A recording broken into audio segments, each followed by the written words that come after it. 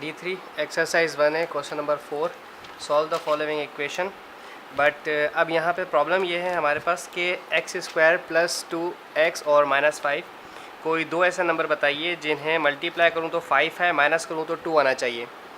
देखें यहाँ पर आपके पास एक्स स्क्वायर का कोफिशिएंट 1 है, 1 को 5 से मल्टीप्लाई करेंगे तो 5 आएगा, और ये वाला साइन बताता है कि माइनस करने पर मिडिल टर्म आती है या नहीं।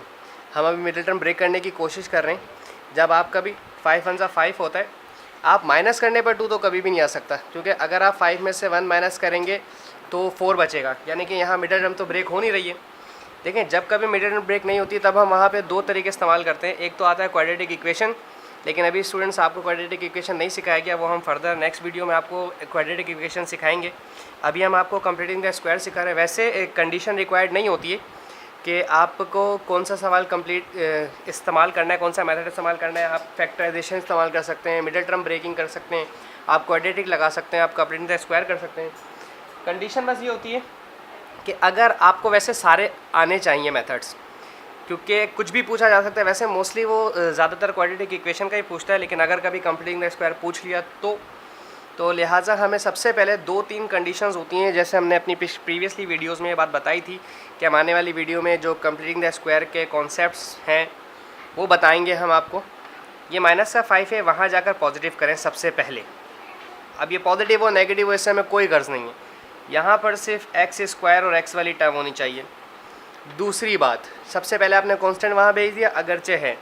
दूसरी बात, आपके पास एक्स स्क्वायर वाली टर्म बिल्कुल खाली होनी चाहिए, मतलब एक्स स्क्वायर का कोफिशिएंट नहीं होना चाहिए। अब अगर आप कहेंगे कि एक्स स्क्वायर का कोफिशिएंट आएगा हमारे पास, लाइक 2x स्क्वायर आ जाएगा या 3x स्क्वायर आ जाएगा या 4x स्क्वायर आ जाएगा, देन तो हम पूरी इक्वेशन को डिवाइड करवा देंगे 2 से या 3 से या 4 से, what will be the coefficient of x square. तो अभी तो फ़िलहाल हमारे पास यहाँ कुछ नहीं है।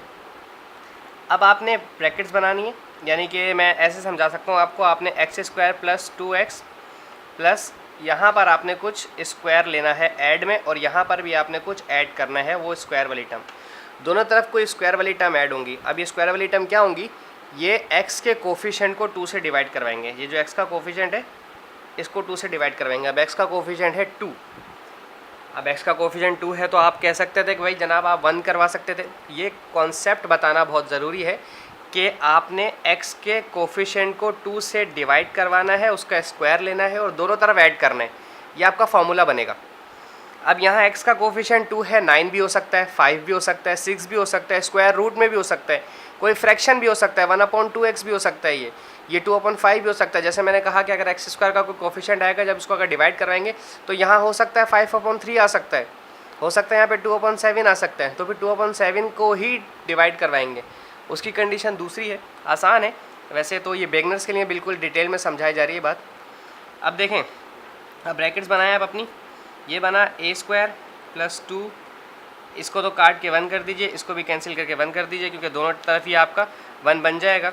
ये हमारे लिए आसान हो गया, पहला सवाल था इसलिए हमारे लिए थोड़ा सा इजी हो गया, लेकिन आगे थोड़ी सी डिफ़िकल्टीज होंगी, वो हम उसे बाद में डिस्कस करेंगे। ठीक है जी, प्लस ये हो गया x, ये हो गया x की जगह x आ गया, यहाँ पर 2 1 2 हो गया, यहाँ 1 बचा तो यहाँ पर भी 1 ही आ गया। अब 2 1 2 वापस हमारे पास कंडीशन आ जाएगी, इज इक्वल्स टू ये स्क्वायर है 5 और प्लस ये 2 1 2 ब्रैकेट में सिर्फ 1 बचा। कुछ बच्चे कहते हैं कुछ नहीं बचा, 2 2 से कट जाएगा, कुछ नहीं बचा, 1 बचता है भाई, तो 1 का स्क्वायर 1 ही होता है। a square plus 2ab plus b square, ये होता है a प्लस b का होल स्क्वायर। आपको फार्मूला याद हो चुका होगा अब तक तो, इज इक्वल्स टू 6। अब आपके पास स्क्वायर ख़त्म करना है, जब भी आप स्क्वायर ख़त्म करते हैं तो दूसरी जानिब आप प्लस माइनस रूट लगाते हैं। x plus 1 is equals to plus minus square root 6। अब आपको पिछले एक्सरसाइज में, पिछली वीडियोस में बिना कैलकुलेटर की मदद से रूट निकाला जाना सिखाया जा चुका है, लेकिन फिर हम यहाँ पे एक दफ़ा रिपीट कर देते हैं। ये 6 है, इसका स्क्वायर रूट निकालना है, इस पर कैप पहना दीजिए। अब ये 2 2 4 होगा, मैं 3 2 6 नहीं ले सकता, जैसे मैंने पहले भी बताया। आप यहाँ पर स्क्वायर वाली टर्म ले सकते हैं सिर्फ, लाइक 1 1 1 ले सकते हैं, 2 2 4 ले सकते हैं, 3 3 9 ले सकते हैं, लेकिन 9 तो बड़ा हो जाएगा तो हम 2 2 4 लेंगे। ये प्लस होता है, ये माइनस होता है।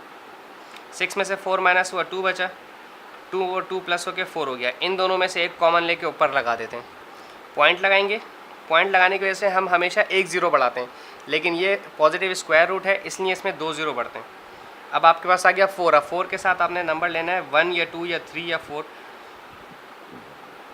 मैं 4 ट्राई करता हूँ। 4 4 ज़ा 16, 4 4 ज़ा 16 17, 176 हो गया। तो यानी कि आपने यहाँ भी 4 लिया, आपने यहाँ भी 4 लिया और आपने यहाँ पर भी एक 4 लिया और ये हो गया 176। आप इन्हें प्लस कर दें और इन्हें माइनस कर दें। ये माइनस होकर आपके पास 4 9 माइनस 7 2, ये तो ख़त्म हो गया। 4 4 8 और ये 4 हो गया। अब फिर आपके पास पॉइंट है, 2 0 और बढ़ाएंगे और आप अपने वैल्यू को आगे लेकर जाएंगे। लेकिन हमें एक ही डिजिट चाहिए था 2.4, हमें 2.4 मिल गया, यानी कि 6 का स्क्वायर रूट 2.4 समथिंग होता है। ठीक है जनाब। तो अब आप इक्वेशन को अपने कंप्लीट करेंगे। हम लिखते हैं इसको x + 1 = plus minus square root 6 की जगह अब लिखा जाएगा 2.4।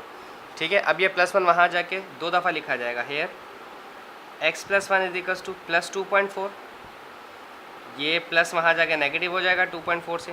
2.4 में से 1 माइनस हुआ तो 1.4 बचता है और एक दफ़ा इसको नेगेटिव लिया जाएगा। x + 1 = -2.4, -2.4, ये x = -2.4 और ये पॉजिटिव 1 वहाँ जाके नेगेटिव हो जाएगा। Minus minus plus -3.4। x के दो आंसर आ गए आपके पास, एक आ गया -3.4 और एक आ गया आपके पास 1.4। ये 2 रिक्वायर्ड कंडीशंस थी जो हमें पूछी गई थी। यानी कि इस तरह की कंडीशंस को बिना मिडिल टर्म के, बिना किसी फैक्टराइजेशन के कैसे किया जाता है। Thank you so much.